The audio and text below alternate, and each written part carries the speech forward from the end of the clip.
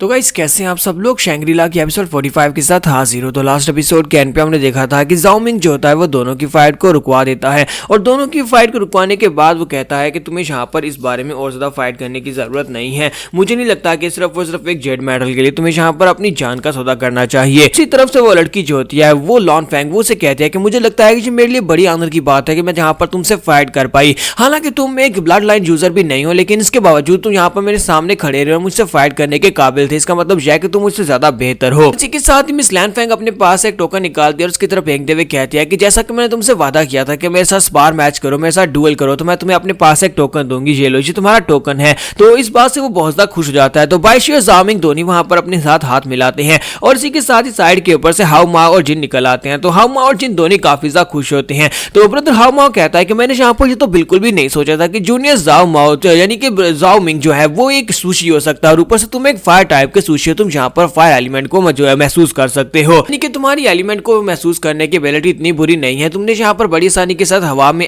Fire element को महसूस कर लिया और तुम फायर एलिमेंट को यूज कर सकते हो। ये तो वाकई में एक हिडन टैलेंट है। तो ब्रदर जिन आगे बढ़ता है उसे कहता है कि जूनियर भाई मुझे लगता है कि अगर ये लड़का यानी कि बाइशी और जाओ मिंग ये दोनों हमारे ग्रुप को ज्वाइन कर लेते हैं तो फिर हमें यहाँ पर काफी ज्यादा स्ट्रॉन्ग एडिशन मिलने वाली है हमारे ग्रुप के लिए और हमारा ग्रुप पहले से ज्यादा स्ट्रॉन्ग हो जाएगा। तो हम अभी से कहता है कि हाँ मुझे लगता है कि इन दोनों के साथ हमारा ग्रुप पहले से काफी ज्यादा बेहतर होने वाला है। और वो जाओ मिंग से कहते हैं कि जाओ मिंग अगर तुम हमारे ग्रुप को ज्वाइन करते हो तो हमारे पास यहाँ पर एक स्टार राम का सुशी है जो कि तुम्हें बहुत ही अच्छे से ट्रेन कर सकता है। उसके पास भी तुम्हारे जैसी पावर्स हैं, लेकिन फायर नहीं है बल्कि वो इससे ज्यादा बेहतर है। और इसी के साथ ही ब्रदर जिन उसे कहता है कि देखो हमारे पास तुम्हारे लिए क्या है। वो अपने पास एक माना पिल निकालते हैं और उसे कहते हैं कि तुमने यहाँ पर अपनी फायर पावर का अटैक करते हुए अपनी पावर्स को एग्जॉस्ट कर दिया होगा, जिसकी वजह से हमारे पास यहाँ पर तुम्हारी एनर्जी की रिकवरी के लिए एक माना पिल है। प्लीज जल्दी से इसको एक्सेप्ट कर लो, इसको खा लो। जबकि हमारा शिमू जो होता है साइड के ऊपर खड़ा सोच रहा होता है देखो तो जरा इन लोगों को, ये जहाँ पर जाओ मिंग के टैलेंट्स को देखने के बाद उसे रिक्रूट करने के लिए उसके सामने किस तरह से चापलूसी कर रहे हैं ताकि यहाँ पर वो उसके ग्रुप को ज्वाइन कर ले, जहाँ तक कि वो उन्हें इतनी महंगी माना पिल भी देने को तैयार हो गए हैं।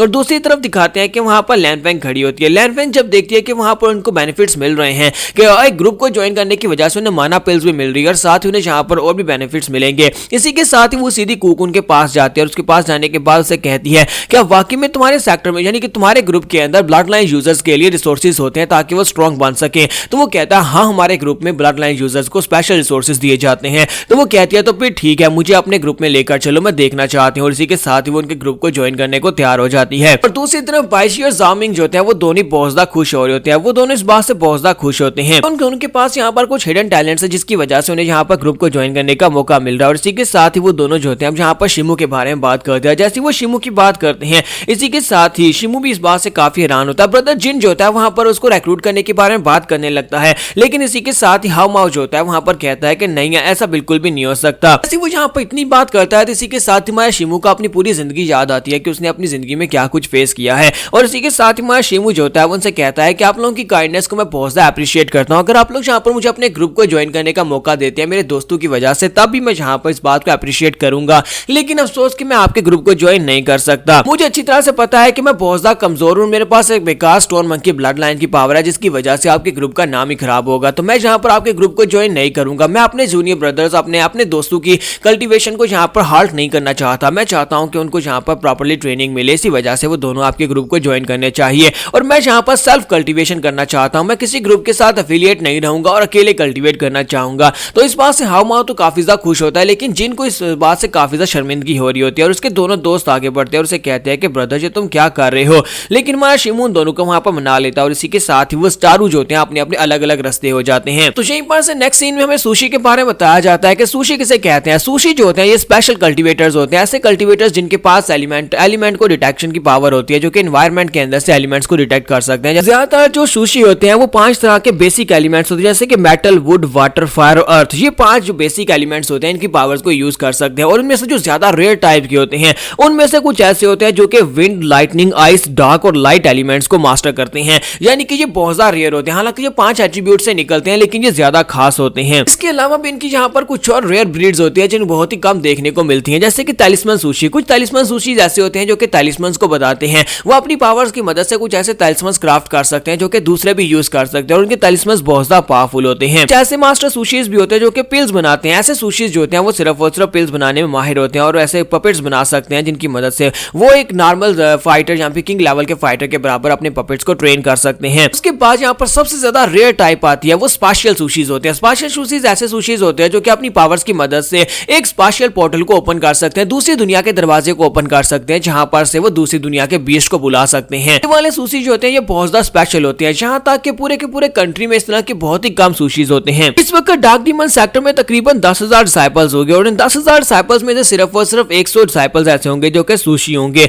और उन 100 सुशीज में से सिर्फ और सिर्फ 8 सुशी जैसे हैं जो कि स्पेशल मैजिक को यूज कर सकते हैं और उन 8 में से सिर्फ और सिर्फ 2 ही ऐसे हैं जो कि स्टार राम में हैं। स्टार राम का सुशी होने का मतलब यह है कि वो लोग काफी ज्यादा पावरफुल हैं। यहाँ पर अगर आपको लगता है कि आप एक सुशी बनने के काबिल हैं और आपके अंदर यहाँ पर इस तरह के टैलेंट्स है, तो इस डार्क डीमन सेक्टर के अंदर एक बिल्डिंग है जिसे माना बिल्डिंग कहा जाता है कि आप वहां पर जाकर अपना टेस्ट दे सकते हैं। वहां पर टेस्ट देकर आपको पता चलेगा कि आप एक सुशी हैं या फिर नहीं। तो हमारे शिमू को पता नहीं किसने कह दिया कि तुम वहां पर जाकर चेक करो कि क्या तुम एक सुशी हो। हमारा शिमू जो होता है उस बिल्डिंग के सामने जाकर खड़ा होता है, फिर साथ ही वहां पर बैकग्राउंड की बात याद आती है। तो यहाँ पर हमें बैकग्राउंड का सीन दिखाता है जहां पर मिस लैनफैंग उसके पास बैठी होती है क्योंकि लैनफैंग ने उससे बात करने के लिए वहां पर बुलाया होता है। तो हमारा शिमू से कहता है कि तुम मुझे यहाँ पर ये सारी बात क्यों बता रही हो? लास्ट टाइम भी तुमने यहाँ पर मेरी मदद की थी, तुमने मुझे बताया था कि मुझे वहां पर जाकर ब्लड लाइन बिल्डिंग के अंदर से अपने लिए ब्लड लाइन की कल्टीवेशन टेक्निक्स को ढूंढना चाहिए और अब भी तुम यहाँ पर मेरी मदद कर रही हो। तुम्हें लगता है कि मैं एक सुशी हो सकता हूँ? तो वो कहती है कि मैं यहाँ पर तुम्हारी मदद सिर्फ और सिर्फ इसलिए कर रही हूँ क्योंकि मेरे हालात भी तुम्हारे जैसे ही है। कभी मैं बिल्कुल बेकार हुआ करती थी,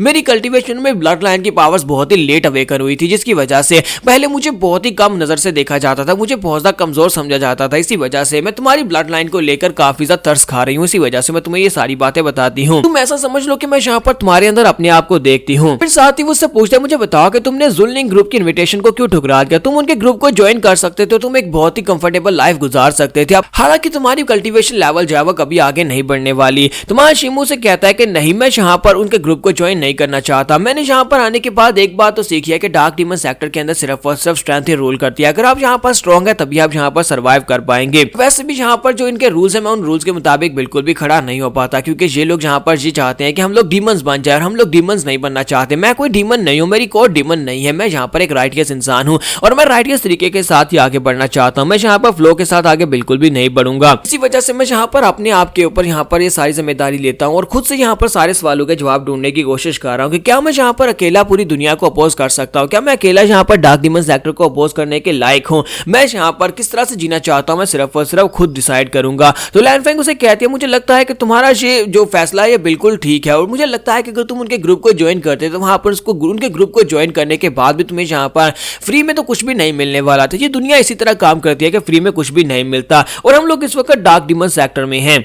शिमू से पूछता है कि मुझे एक बात बताओ कि तुमने ज़ूलोंग ग्रुप को क्यों ज्वाइन कर लिया? मुझे तो लगा था कि तुम कुकून को बिल्कुल भी पसंद नहीं करती। तो इसी के साथ ही वो आगे से शर्माना शुरू कर देती है और कहती है कि मैंने बायशी के साथ फाइट की और बायशी ने मुझे हरा दिया, हालांकि वो ब्लड लाइन यूजर भी नहीं है। इसी वजह से मैं स्ट्रॉन्ग बनने के लिए ज़ूलोंग ग्रुप को ज्वाइन कर रही हूँ। तुम्हारा शिमू उसकी बात सुनने के बाद कहता है कि तुम्हारा चेहरा क्यों लाल हो गया? कहीं ऐसा नहीं है कि तुम बायशी को पसंद करती हो, इसी वजह से तुमने उसे फाइट की और उसके बाद अब उसे हराने के लिए तुमने उसके ओपोनेंट ग्रुप को ज्वाइन कर लिया है ताकि तुम दोनों के आपस में चैलेंजेस होते रहे और तुम दोनों एक दूसरे से फाइट करते रहो। तो मिस जो होती है वो चलाकर उसे कहती है नहीं ऐसी कोई बात नहीं है, तुम यहाँ पर अपने पास से बस बातें बना रहे हो। तुम्हारा शिमू से कहता है कोई बात नहीं, कोई बात नहीं, अगर तुम किसी को पसंद करते हो तो कोई बात नहीं, मैं भी यहाँ पर किसी को पसंद करता हूँ और मैंने उससे वादा किया था कि मैं उससे शादी करूंगा और इसीलिए मैं यहाँ पर अपने आप को स्ट्रॉन्ग बनाना चाहता हूँ ताकि मैं जाकर उससे शादी कर सकूँ। यहाँ पर हम लोग अपने एपिसोड 45 का एंड करेंगे और नेक्स्ट एपिसोड में देखेंगे कि माना बिल्डिंग में जाने के बाद जब हमारे शिमू का टेस्ट लिया जाएगा तो क्या वाकई में ये भी एक सुशी निकलेगा या फिर नहीं।